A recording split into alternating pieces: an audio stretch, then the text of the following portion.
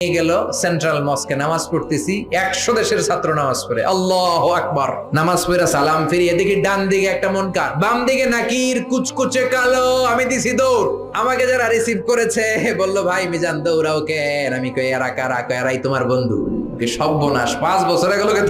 থাকতে হবে তোমাকে গোটা বিশ্বের ইসলাম সম্পর্কে জানতে হবে গবেষণা করতে হবে ঠিক কি না